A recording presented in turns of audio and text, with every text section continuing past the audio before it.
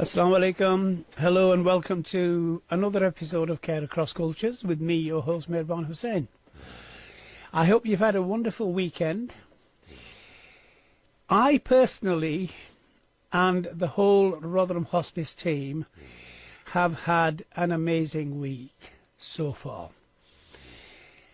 Now, we always have amazing weeks, but this was super amazing, and I'll tell you why. So we, Rotherham Hospice, had been shortlisted for Charity Times Awards for 2025. And there was 10 of us that, took a train down to London on Thursday night.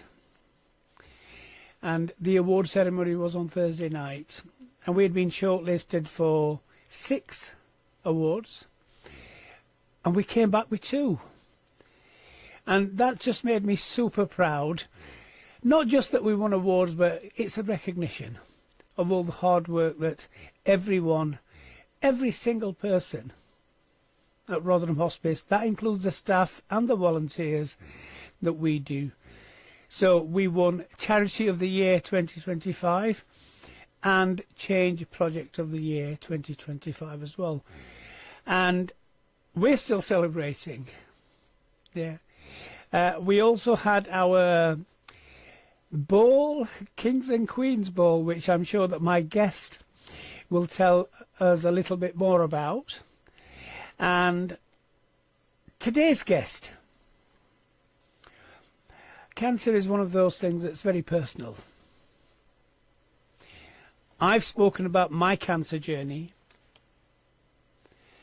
I think it was in April or May. I did the whole programme just on me, no guests. And I shared my personal cancer journey. Today we've got an amazing individual who's sharing a cancer journey, not her personal cancer journey as in that she had cancer, but a loved one, her husband. And so my guest today is Vicki, and I'm going to introduce her in a moment. But Vicki's journey to hospice work is very personal. She lost her husband Steve to cancer, and afterwards found herself wanting to give something back to the hospice that looked after her and her family, and that was Rotherham Hospice. So that's exactly what she did. These days, Vicki runs fundraising campaigns, builds a relationship with donors, makes sure that the money coming in goes towards the care that families desperately need when someone they love is dying. Vicki, thanks for coming in. How are you? I'm good, thank you. Thank you for inviting me. It's a pleasure to have all my guests, and I appreciate so much that you take time out of, which is a very busy week, a very busy day, and I've heard from all of my fundraising colleagues that a fundraiser's job is never done. Yeah, that's definitely true. Right, okay, so let's get to know you a little bit more, Vicki. Tell me about that day when you decided that you were going to come and give something back to Rotherham Hospice. So I had been teaching before Steve got ill. So I was a primary teacher at Galthorpe Primary, and I loved it. I did. I absolutely loved it. I loved being in the classroom with the kids, but there was a lot of extra work, extra hours, stress, pressure. And when Steve got ill, obviously I couldn't be at work. I needed to be with him at the hospital. It was really, really quick. Basically it was 5 weeks from him getting diagnosed to him passing away. So it was all a little bit of a whirlwind, I think is probably the easiest way to say it. During that time, we had so much support from Rotherham Hospice. I think it was something, because it was such a massive shock, we didn't know what to do. We didn't know what to do first. The hospital gave us the contact details for the hospice, and they came straight out to the house. I think it was Claire Hunt, one of the community nurses, who came out to us first. And she spent probably 2.5 hours with us, not just speaking to Steve about what support he might need and about his diagnosis, but to me as well, and to the kids. Because at that point, Danny and Matty were 14 and 10. So very young. Yeah, really. I mean, it's never good at any age to be sort of faced with losing a parent, but at 14 and 10, yes, how do you even start that conversation with them? And the hospice, Claire, the other nurses that came out to us, the doctors as well, were all absolutely amazing with all of us, the whole family. They were at the end of the phone 24/7 if we needed anything. I was doing a lot of his pain relief and things at home. The amount of times I had to ring and ask what on earth I was doing, because I'm not a nurse, I've no idea what I'm supposed to do when it comes to morphine. Yes. And I haven't got a clue. So basically they were just an absolute godsend the whole way through. And after he passed away, it didn't stop the support. So I was coming in for counselling. The kids were coming into the Sunbeams group as well, so the children's bereavement support. So they were there for the whole family. And it just felt, when it came to the point that I had to go back to work, I did try going back to teaching, and I couldn't do it. No. It was too much. It wasn't just a full-time job. It was, you would get home, I would be having to fire my laptop up again at 9 o'clock at night. I was online till midnight, 1 o'clock every single night planning. And it wasn't fair on my kids. No. They needed me there. When I was at home, I needed to be there for them. And I was really struggling with what to do. I needed to work. I couldn't not work because I was on my own and I had to support the family. And while I was trying to decide what to do, a friend sent me a job advert that they'd seen on, I think it was shared on Facebook, for an individual giving officer at the hospice. I'm just going to pause there for a moment. Yeah. If you've just joined us, you're listening to Link FM 96.7, Care Across Cultures, with me, your host, Mirwan Hussain. Just wanting to remind you that all the views and opinions expressed on this programme belong to me and my guests and are not necessarily the views and opinions of Link FM or of the organisations that we represent.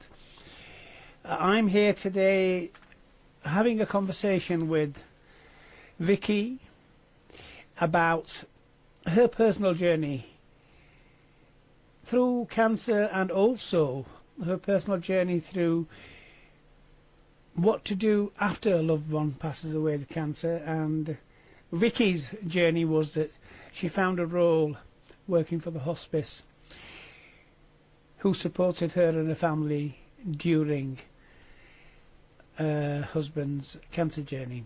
Right, so Vicki, you said that you saw this advert, or you sent an advert, individual giving officer. Okay.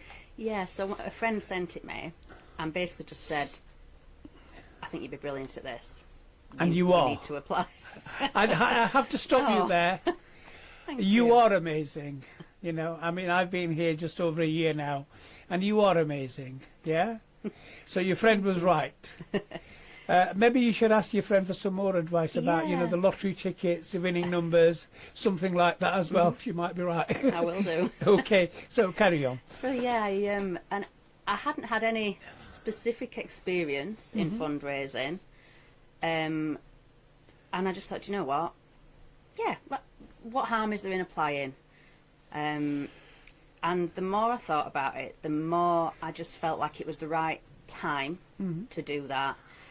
And I know it sounds a little bit silly, but it felt like it was a little bit of a sign that that's where I needed to be, and that's what maybe I needed at that point as well. And obviously went along to the interview, met Siobhan and Debbie, and was offered the role, and it's the best move I ever made. And how long have you been here?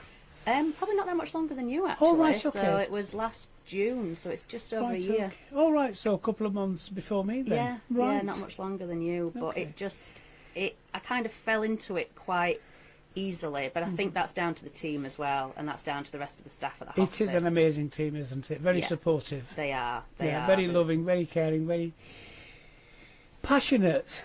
Is the only word that, I always keep coming back to this. We're all very passionate about what we're doing. Yeah, and I think that's infectious as well, Yes. especially, the fundraising office, you know what it's like. It can be chaotic at times when there's events going on and build up to things, but I love being a part of that as well, and it feels good to be able to give something back and to be able to help maybe another family have access to what we had, because everybody should have that. Yes. I want to talk a little bit more about the impact Steve's journey had on not just you, but your children as well. Yeah. And how did they cope? Because, 5 weeks is... Yeah, it's crazy, isn't it? It's nothing. I don't think any of us had a chance to really take in what was happening in that space of time. And I think the biggest challenge for us, I think as an adult, you kind of just, you get on with it, you deal with it. You take what information you're given. Yeah. I was very much the opposite to Steve in that I wanted to know everything. Yes. So I was probably a bit of a pain, actually. So I was constantly asking questions, and why are we doing this, and when will this happen, and what happens this, and I kept pushing for things like how long have we got, because I think that's what everybody wants to know. As soon as we knew that it was something that couldn't be cured, it was more about control and about giving him time with us and with the boys, and that was his main wish. Right.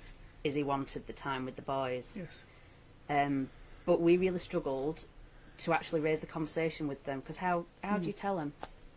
How do you tell a 14-year-old, boys especially, because they were very close to the dad, how do you tell them that he's not going to get better? And that's where the hospice team, again, they came in, and bless them, I can remember speaking, I don't even know who it was, that's really bad, but one of them that I'd spoken to on the phone, and just, I was panicking about it. I don't even know how to start the conversation, so she gave me some sort of openers, some questions to ask, and I think one of the main things she said to me was, look, you need to be honest. Yes. She said, don't skim over it, and don't try and hide it, and do not lie to them. Yes. Because they need to know that they can trust you, and they need to know that you're being open and honest with them. Yeah. And I think that made a massive difference. Yes. Definitely. Because we do always, well, most of the times, don't we? We try and hide, what's going to happen, especially stuff like this, with... But you try and protect them at the end of the day. And it's a protection. As a parent, that's all you want to do is protect them from it. But unfortunately, something like that, you can't. It's reality. Yeah, there's something about relationships as well, isn't it? Because if you've not told them that, and they've not had that time to process it, and to spend, because they can always come back and say, well, if you'd have told me, I'd have done this and I'd have done that. And that's really helpful as well, isn't it? And I think, again, that's where I was really grateful for the community team that were coming out to us, because I think that they're very good at knowing how to speak to different people and who wants to know more, do you know what I mean? So, like, it was quite obvious that I wanted 100% honesty. I wanted to know everything, like, full-on blunt, as in, if it's going to be a matter of weeks, I'd rather know. Yes. Steve didn't want to know. No. Steve didn't ask anything, and I can remember him saying to me, because after they'd left, I said, why didn't you ask anything? He's like, Vicky, I don't want to know the answer. Yeah. He's like, I know where it's going. We process it differently. I don't want to know. Yeah. And that's fine. That was his way of dealing with it. So what kind of cancer did Steve have? So it was stomach cancer. Okay. And again, it was all really fast. After Christmas 2022, he started just suffering with a bit of stomachache, nothing major. And he actually went to the doctors, which was rare for him because he never went to the doctors. So I knew it must have been painful for him to have gone. And the doctor basically did a few tests, blood tests, samples. They all came back clear. Right. But apparently the type of cancer that it was wouldn't have shown up on a blood test anyway. Right, okay. And the doctor actually turned around and said to him, it's nothing sinister. It's probably an ulcer or maybe a food intolerance or something like that. So we just thought, fine, it'll go in its own time. And then it got to March and it had just got worse and worse to the point he'd had to have a week off work. And he was self-employed. Which is unusual for someone. Oh, God, yeah. Yeah, he was a plasterer, so he never had time off work. No. Obviously, he didn't get paid. Of course. So he took a week off, got to the end of the week, and I became bossy wife, Vicki, because he'd been at home all week in pain. And I was like, right, this is ridiculous. We need to go to the hospital. He's clearly not right. They'd given him antibiotics because they thought he'd got a bacterial infection in his stomach at that point. We went to Rotherham A&E, and I'll be honest, I threw a little bit of a hissy fit. Right. Because they tried to send us home with paracetamol. But you're worried. Yeah. You've seen it. I knew there was something wrong. I you know that, I knew don't there you? was. Yeah. I think in my gut, Yeah. I knew there was something not right, and I basically turned around and said, "We're not leaving until we have at least a plan to find out what's wrong." Yes.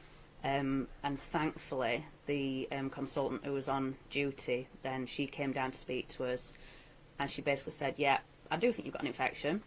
However, I also think it could be masking something else. So I want to be thorough, and I'm going to send you for a CT scan." Right. So that was on the Saturday morning, and I think within a couple of hours, I'd been outside on the phone to ring his mum and his brother to say, "We're at the hospital, we'll let you know what's going on." As soon as I came back in, the doctor followed me into the room, and I knew straight away there was something really wrong. And she basically, again, was very blunt, which I appreciated. She basically turned around and said, "There's something there in your stomach that we weren't expecting to find. It looks like a tumour, and I'm 99% sure it's cancer." Yeah. Just as... That is the thing, isn't it? Because I had a very similar, where they said that the surgeon was saying that I'm like so sure it's cancer, but all the tests were coming back inconclusive. Yeah. Yeah. Yeah. So even with the test, they've seen it, haven't they? And they've seen it, and it's the experience talking, isn't it? Yeah. Yeah. Yeah. I mean, they couldn't 100% say exactly what type. Yeah. They couldn't say how bad it was. They couldn't say what the treatment plan was at that point. But it was then a case of, right, we need to do more tests. And I think it was probably a week later. He was in hospital all that week because he was just in so much pain by that point. Right. They sat us down for the full, it's the MDT meeting, Yes, isn't it? They had the MDT meeting. The multidisciplinary team meeting, that's yes. the one. Yeah. I got good with the medical jargon. You will do, yes. So yeah, they sat us down and basically said that because of the type of cancer it is, it's very aggressive. It doesn't show any symptoms until it's pretty much too far gone. Right. So because he'd got a lot of fluid in his abdomen as well, they knew it had spread to his abdominal wall. Okay. So there was nothing. I can remember asking, can't we just, again, simplistic view, Yes. can't you just take your stomach out? Yes. Can't you just do something like that? And no, it had already gone to his abdominal wall. It had gone too far. But they couldn't tell us how long. Right. They were very, they didn't want to give us a timescale. And I get that now, because they don't want to say, oh, you've got, I don't know, 2 years and you only have 2 weeks, or they can't give you that. Because I think, ultimately they don't really know, because, I mean, I've spoken to so many, medical professionals, nursing and members of the public who've said that, well, I was told that my husband had 2 weeks to live, and 10 years later he's still here. And then again, it's an educated guess based on knowledge, experience, and the tests that come in. Yeah. But do any of us ever know when we're going to go? Well, no. Not really, do we? That's true. So and that's the And would you want to know? Yes, that's a different question, isn't it? Would you want to know? I wouldn't want to know. No, I don't think I would either. No. I mean, there's things that you might do or put in place if you did have a rough idea. So, I mean, for example, my friend, she came in yesterday actually to the hospice, to the Good Grief Cafe. She's just lost her partner, her husband, 4 weeks ago to cancer. But his journey has been quite a long one. He's been having treatment for, I think it's probably 4 years since his initial diagnosis. Yes. But again, he ended up coming to the hospice for his end-of-life care. And because they then knew roughly, roughly what was coming and roughly how long, they were then able to put things in place. Silly things like starting to sort out like bank accounts and the things that are really difficult to do afterwards because you're grieving and you're not in the right headspace to do it. And then bureaucracy and paperwork afterwards. Everybody wanting, death certificates in triplicate. That sort of makes it so difficult. This is why I think, the advanced care planning, that whenever someone becomes seriously ill, which is so important. And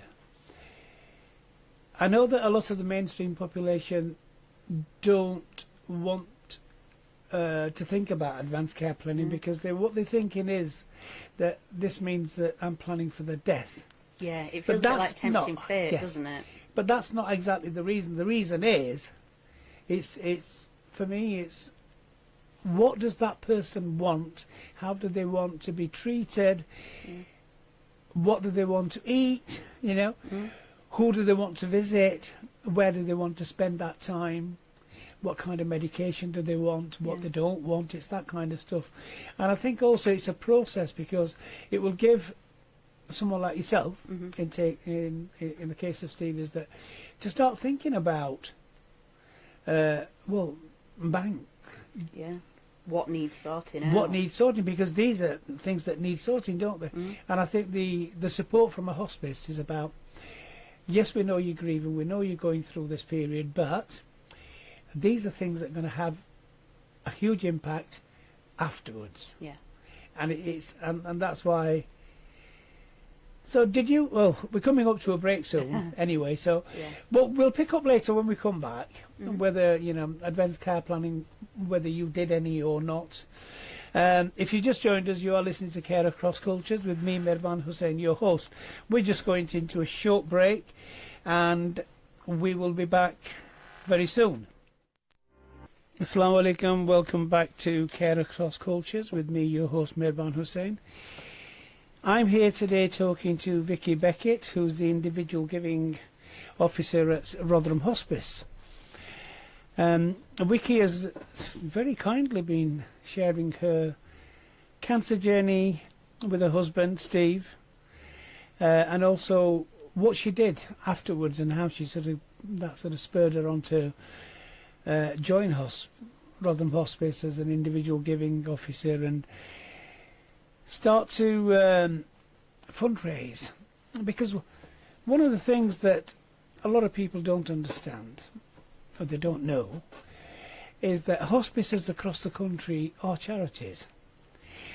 Now, before somebody rings up or sends me a text message saying that that's not true, there are some, I'm sure, that may not be full-fledged charities. They may be, funded by the local council or something, but the majority are charities. Now, as charities, all hospices get some funding from the Department of Health, but the figures that we look at is about 35%, 40% is what the funding that they get. The rest of the funding, all charities have to fundraise, and that's where people like Vicki and other members of a team come into play. Rotherham Hospice, roughly about 10 million a year it costs, and it keeps going up every year. Now, the great beauty of a charity is that because of funding and the way that we get donations and fundraise, and what we can do as a hospice is we can then provide everything that we do free of charge.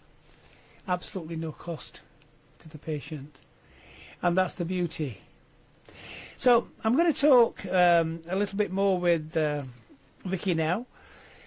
Vicki, so let's talk about a few of the fundraising things that you've been involved in the past year. Let's highlight some of those, and it's all to you. Over to you. It's me. I mean, well, you obviously mentioned one of them at the beginning of the programme that we've just had this weekend as well, which was the Kings and Queens Hospice Ball, which I actually went as a guest this year. Did you? Which was fantastic. It was an amazing night. I think it's a chance for everybody to come together, and yes, we do share stories. So there was a young lady got up on stage. I think her name was Kate or Katie. One of the dancers actually who'd performed on the night. She lost her mum. I think it was about 12 years ago. She was only young. She was 12, I think she said. Okay. Which was a really similar age to my kids as well. Yeah. So that struck a nerve. Of course. I must admit, when we were listening to the story, when she was up on stage, there was a fair few tears, and I think I definitely wasn't the only one. No. So yeah, we listened to what the hospice does. We obviously had played games. We did have a good time. We had the Queens performed and Paul Pashley performed. We had a raffle going on, which did amazingly. People were really, really generous. Mm-hmm. And again, with things like that, with the raffle, we're 100% reliant on businesses, on individuals, on the community. We're reliant on their generosity, because everything that we have to spend, obviously then it could be better used for care or for bereavement support or for complementary therapies that they've now started doing at the hospice as well. So all the prizes, I think we had over 500 raffle prizes donated, which is the biggest I've known. That's huge. Yeah, and some really amazing prizes as well. We also had, I think, about 8 auction prizes donated, which raised, I don't know the exact amount, but I think the total that they announced on the night was 67,000 that they'd hit, which was And I was speaking enormous. to Paula, I think we raised 3,000 more than last year.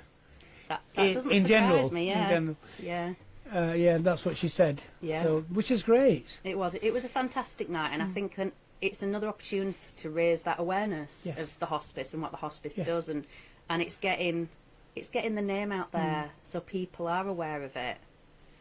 So yeah, the ball was fantastic. And the feather appeal. Yes, the feather appeal. I really want you to talk about the feather appeal, because that's something that was never been done before. Mind you, the ball, this is the second ball, isn't it? It's the second ball, yeah. We only did it first time last year, and I'd only just sort of started then. But the feather appeal is something really new. It's never been done before. So tell me and share with our listeners about the feather appeal. So for us, it was, as you say, it was the first time. We did take some inspiration from other hospices and other fundraising appeals that they do, because it's like we've kind of said before, it's not about doing something completely brand new. Yes. It's about building on it and doing it your way. Yes. So for us, what we wanted to do was an in-memory appeal. Something that we could create an installation alongside of it. So a little bit like, the poppies at the Tower of London, when they had all the poppies cascading down the Tower of London, and people could come along and visit it and dedicate and donate. Right. So it was along those lines. And so basically what we eventually decided, it went through many different forms of what we were going to do, was that the piece that we would produce that people could donate towards and could dedicate for their personal loved one was a feather. Okay. Again, I think a feather is, for a lot of people, it's a symbol of a loved one, maybe a loved one sending a sign that they're still around, and that definitely resonated with a lot of people and a lot of donors. We did have I would imagine, I'm trying to think how many people... There was a large percentage of the donors who were brand new donors to the hospice. We have never had support from them before, which really showed the reach of it. Yes. We've got an amazing marketing manager, Emily, who worked so hard putting out social media posts, putting out the mailer for it, and it went national, didn't it? It went on the news. Yes, it went on the news. Yeah. We worked in partnership with Wentworth Woodhouse, which they were absolutely amazing. It's such an incredible venue, and I think it's close to a lot of people's hearts locally as well. Yes, yeah. It's such a well-known frontage as well of the house. Yeah. So to be able to have the feathers placed in the grounds, we had a meadow of memories where people could come along. They would collect their tag that we'd had individually engraved. We had 2 wonderful companies that we partnered with as well. We had MTL, who were based in Brinsworth, who created the feathers for us. And it was their apprentices, actually. Yes, it was, who created those stainless steel feathers. And they're stunning. They're absolutely stunning. They are. And then we also had Prior Marking, who were based in Sheffield, who did all the engraving for us as well.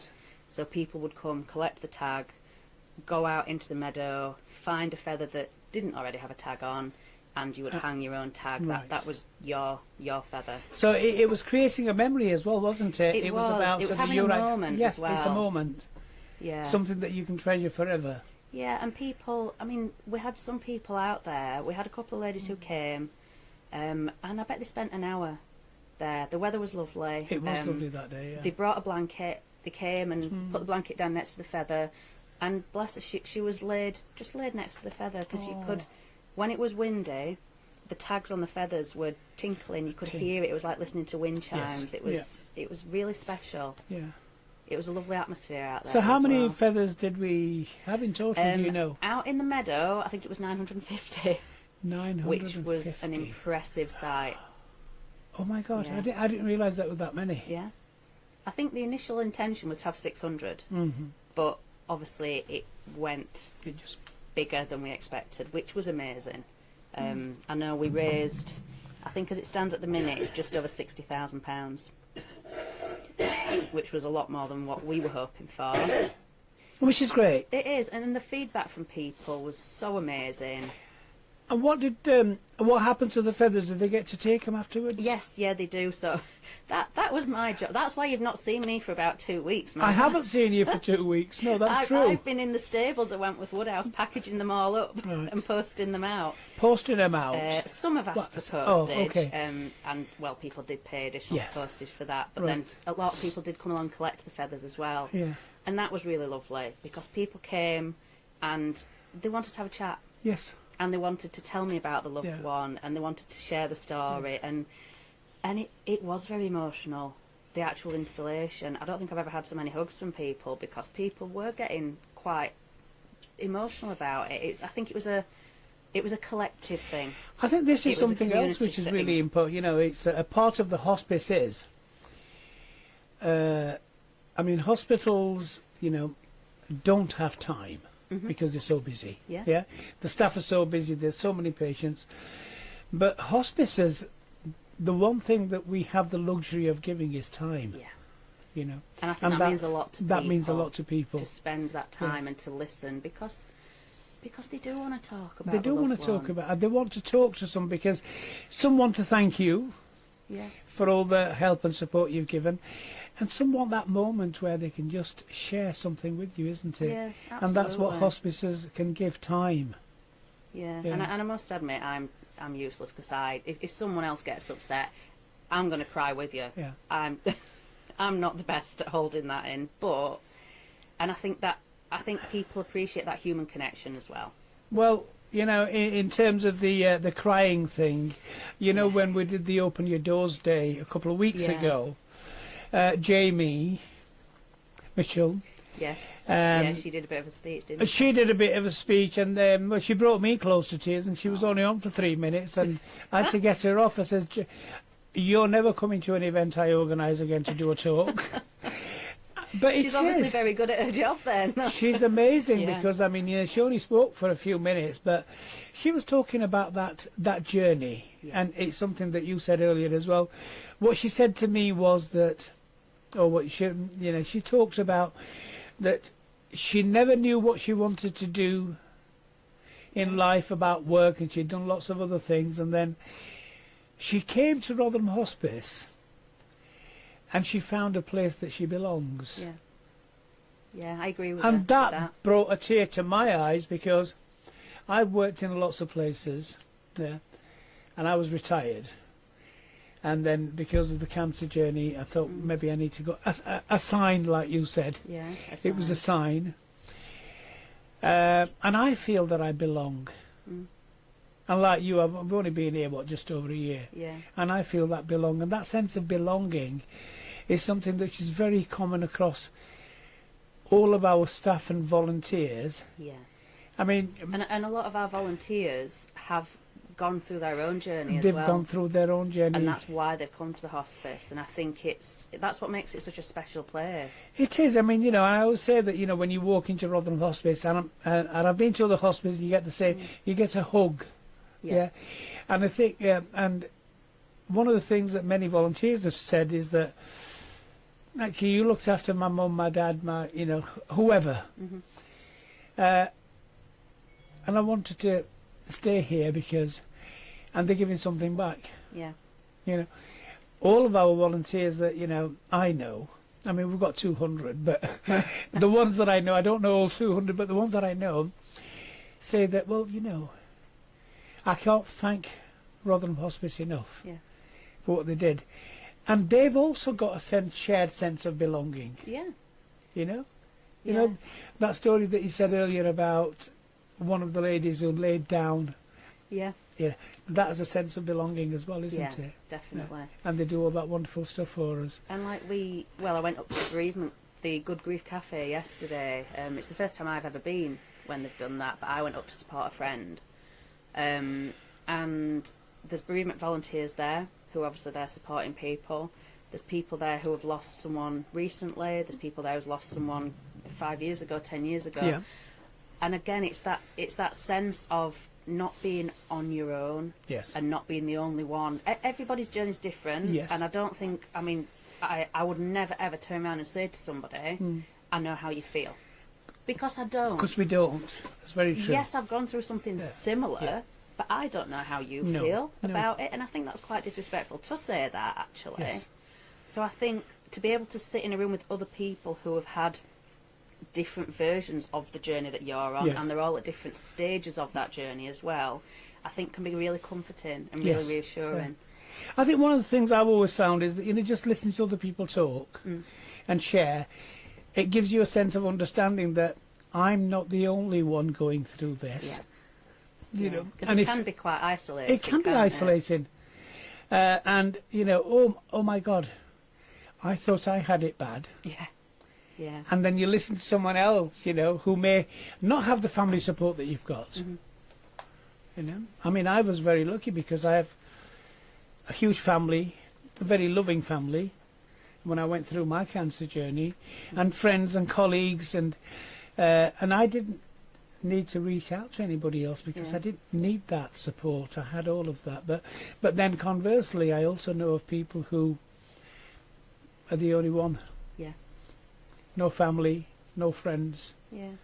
We have people that come into the hospice every day or every week just to come and sit in the cafe and have dinner and have a chat with people. And that might be the only time they get to interact with people. And this is another beauty of Rotherham Hospice, isn't it? Because we've got our cafe and it's open to the public. Yeah. So people come in. And I don't think people know that, do they? And people don't know, and I keep pushing this, and I keep telling people that... And the food's amazing. And the food is amazing. It's all home cooked. It's all cooked on the premises. So here's a shout out for Rotherham Hospice's Cafe. Yeah. Open to the public 7 days a week. You can just come in for breakfast, lunch, your evening meal. Yeah. And any profit that we make goes directly back into hospice care. So our cakes are amazing. Yeah, they're the reason that I can never diet when I work at the Rotherham Hospice. They just keep feeding me up. Okay, so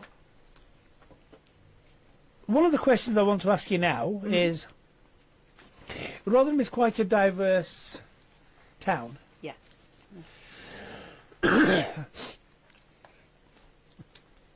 And you've been here, what, just a year? Yeah, but just over a year. Yeah. What sort of communities, you know, with all this fundraising Yeah. that you do as an individual giving officer, Mm-hmm.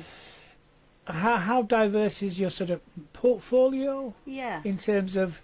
I think it's one of those jobs. You never know what you're going to be doing. You never know what to expect. Right. And I think that's part of what I love about it, actually. Yes. And I've noticed even since I've started, that the events and the communities and the fundraising things that we're involved in has started to widen a lot more this last year. And I think that's probably down to the team's expanded. Obviously, we've had people such as yourself that's joined. So I think there's been a really concentrated effort to be more open and inclusive, and to try and understand what the different communities need and want as well from us, because it's not just about raising funds. Obviously, that's a massive part of my job. Of course. But I think it's building relationships with people, and it's building long-term relationships with a family, with a person, with a community, with a group. And I'm not an expert on different religions or people from different countries. They're from a different religion, a different background. Like you said, they have a different family dynamic, which then has an impact on how they deal with a diagnosis of illness or end of life or death or what happens after that. And I think it would be unfair of me and the rest of the team to assume that we know what people want and need, because we don't. And I think it's just a case of asking. Yeah. It's about being open and being, I think you've said it before, it's about being curious. Yes. And wanting to understand more. Ask the question. Yeah, definitely. Yeah. I mean, one of the things that I know, and I've said this, many times, I've said it on the radio and I've said it out, in my day job, that there are many communities out there, who are very generous, because I think generosity is not something which is sort of community specific. Yeah. And there are people out there who are so generous, and there are people out there, who may not have a relationship with Rotherham Hospice, but they've been through that cancer journey or something else. Yeah. And they're all wanting that sense of belonging that we both talked about. And it's about what do we do in terms of getting in touch with them, reaching out to them and saying, look, this is what we do. And I like what you said about, I don't think fundraising is about asking for money. No. I think, as you rightly said, fundraising is about building relationships. Yeah? If you build that relationship and you found that sort of jigsaw that fits, the money comes after, doesn't it? Yeah, definitely. And I think, it's like you said, it's not about a certain community or religion. It's about being human. It's about being there to speak to people and people feeling comfortable. Yeah. Because what's the one thing that binds us all? We're all going to die, aren't we? Yeah. Eventually. Yeah, unfortunately, yeah. Yeah, one day. So if you've just joined us, you are listening to Care Across Cultures with me, Mehrbaan Hussain, your host. I've been talking to the wonderful Vicki Beckitt, individual giving officer at Rotherham Hospice. We are coming to close to the end of the programme. So I really want to thank Vicki for coming on and sharing something which was very personal, and for the wonderful work that she does at Rotherham Hospice and keep bringing that money in. This radio programme is a platform that I want to share what hospices are all about. I want to raise awareness around what cancer is, what life-limiting illness is, and just because you've had cancer or you've been given a diagnosis does not mean that's the end of life. Yeah, because people can live for many, many years with a diagnosis. Although that cancer might be incurable, as some are, but it doesn't stop you from having a good life. And you need to build a relationship with your local hospice.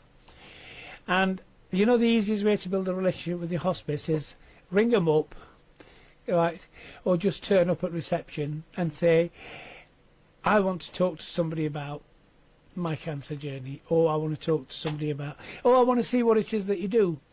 I know that Rotherham Hospice, this is what we do all the time, but all hospices across the country, all of them, you will have one wherever you live. There will be a hospice close to you. Reach out to them. Okay? Go and have a chat. Go and see what they do. Build a relationship, because there are some very frightening statistics. 1 in 2 of us will get a cancer diagnosis at some point. Our population is ageing. I think currently we've got about 2.1 million people diagnosed with cancer. By 2030, which is only 5 years away, that's going to double to over 4 million. So we need to start building those relationships now. Now, I'm just going to go back to Vicki now and ask her some last words that she would like to say to our audience about anything. Ooh, All yours. I feel pressured now, Mervan. Well, it could be about your personal cancer journey. It could be about fundraising. It could be about anything that you want. I think probably following on from what you've just said about not being afraid of going along to a hospice or reaching out or sort of building those relationships as well. So there are people there to support you no matter what it is that you're going through, whether it's, like you say, a life-limiting illness, if you're going through it yourself, if your family's going through it, the support is there locally, and it's a very personal thing. So I think I personally originally didn't want to go to a hospice for it, because I always thought a hospice was for old people. Yes, there we go. I thought it's for old people and that's where you go to die. Exactly. And I felt a bit like if we went there with Steve, it was tempting fate and that was it, and we were admitting defeat. And that's not what it's about at all. It's about being able to, people come in for pain management. Yes. People come in because they can't manage to get into a bath and wash their own hair, so they will do that for you, and they'll give you a manicure. You might have a pamper evening. Yes. It's all about what you need personally. Yeah. So I think it's just share the word. Share the word. Yeah, tell people about what we do. Vicki, thank you so much for joining us today. That's the end of the programme. I will be back next week with another guest.